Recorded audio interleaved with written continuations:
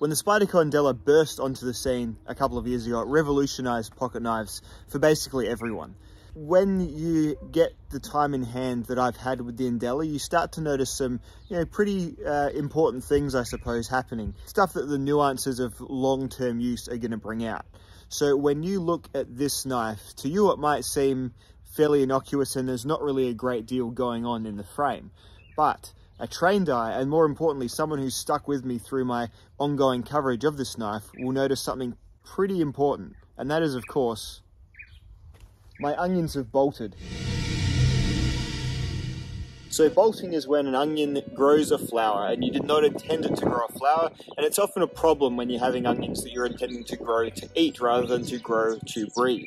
So bolting in this instance was caused by unseasonably cold weather. What bolting can often be caused by is buying onions in sets rather than growing them from seed. So when you buy an onion, say at a nursery or a hardware store in particular, those onion seedlings have been stored in various conditions and they will truly not know what time of the year it is, and they can therefore, unsurprisingly grow a flower. Onions are biannual, so generally they'll grow a bulb one year and then the next year they'll grow a flower. However, changes to the ambience and the conditions they're stored in, especially during those younger stages, can often mess up the flow of time in the onion's onion mind. So what's happened here though, as these were grown from seeds, some unseasonably cold weather in the spring has caused these onions to mistake what time of year it is and to start growing some flowers, which is not ideal for someone who is planning on storing and eventually eating these onions. So when onions do bolt, as you can see, this is a very dense patch of onion. This was caused by me just throwing seed into the ground and seeing what was stuck. So actually a lot ended up sticking. And none of these onions are going to be particularly large. They're sort of just by virtue of how they've all been placed. They're going to have some big bulbs in there, and you're going to have some, quite small shallotty size onions as well.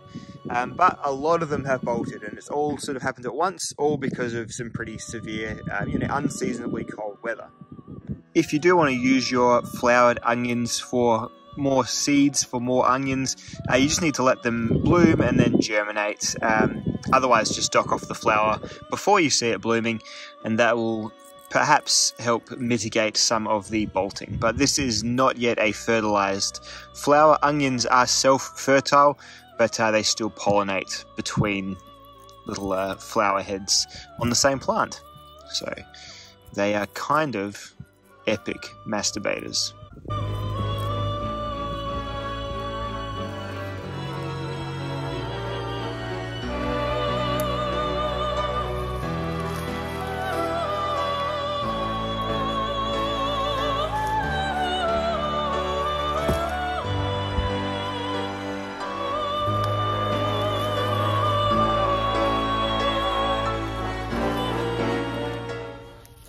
See, this is a pretty good example of a bolted onion. It becomes sort of all stem and no bulb, a little bit like me. Whereas this was one that I did cut off a fair while ago at first sight, and the bulb actually did progress. It has been a bit smushed up being so close to all the other onions though. Oh, look at this fella. This one comes with a snail. Lucky. Chickens can have you. Oh.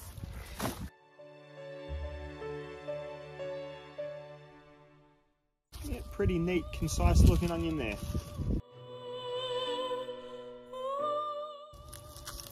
It's just right in the middle of a clump where they've all probably never really had enough. Little shallots at best. I'll still eat these. It'll be a tasty little one-off.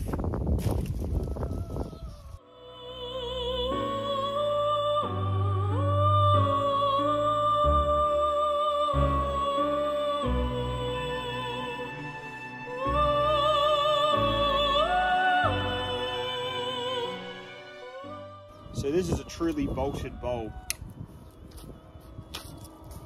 Really not much in there at all. Just a big old empty sack. Again, sort of a symptom of bolting is often there's more of the onion side sort of channeling through to that stem there. See, this guy here, looks like a good onion from the top, but then you see it's gone and grown a really nice sort of robust second stem.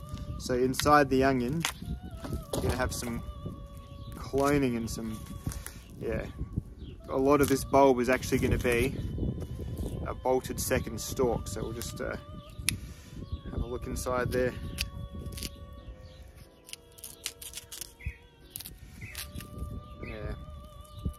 So whilst there's still like lots of edible onion bulb in there, you really start to just get a lot of it start to be taken up by the second stalk there. So no damn good. Well, not really anyway. Not what you want. Bit of a disappointing harvest really, but can't control the weather, just like we can't control the design innovation coming from Spyderco every other day.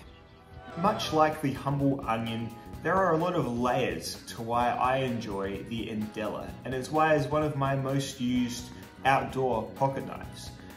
There's something undeniably charming, much like the onion, about the Endela.